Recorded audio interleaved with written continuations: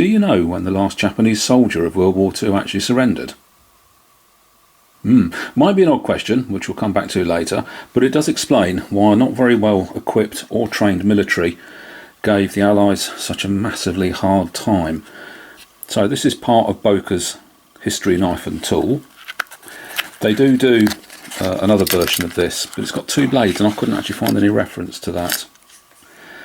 Frankly, I had no idea that the Japanese army had a military pocket knife in the Second World War.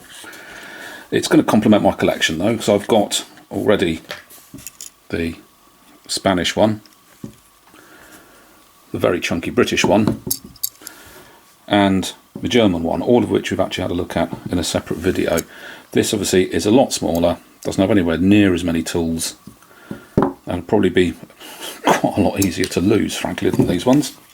So, let's a closer look. This is the thing. I'm not entirely certain about that colour. I think it may be a little bit dark for Japanese, sort of Japanese Second World War. Like, blade. Just about 2 inches. Overall, about 5 inches. Pressed steel frame, just bent over. That does actually index quite nicely in my finger. It stops you doing obviously we're trying to put any pressure on that blade and just folding it in and cutting your fingers off. It's non-locking, so again, pretty much world legal. The extra tools: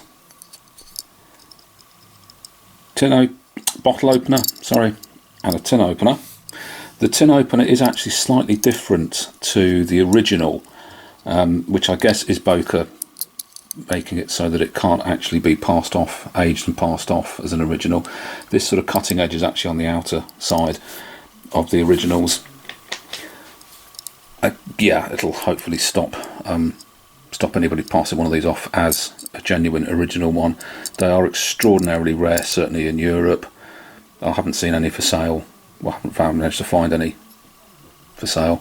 The tin opener itself, I think, is quite a clever design, because it can come open like that.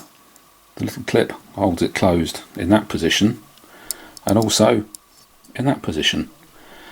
If you're going to use the hanger actually something, then it should hopefully lock into place and keep everything nice and safe. So, how well do they perform? The blade out the box.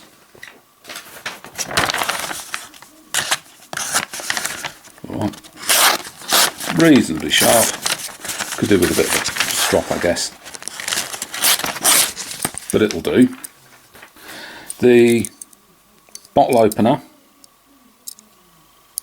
let's see, just coincidentally happen to have Japanese beer. The bottle opener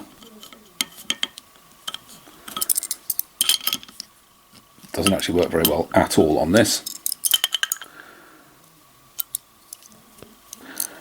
I think I should have practiced, but no, it doesn't really work very well as, oh, no, right, fine. I can't get it to work. Perhaps Japanese bottles at that time were a bit smaller. This obviously is made in Europe, I would imagine. One last go. No, definitely can't get it to work, that's a shame. What about the tin opener then? I just happen to have this tin. I'm still not any clearer what it actually is. Let's have a go. This should work much better.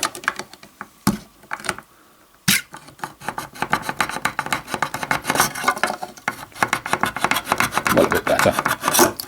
I'm actually quite keen to see what is actually inside this tin, but it's going to take forever to run that round there, but shit. Oh well, there we go. That does obviously work.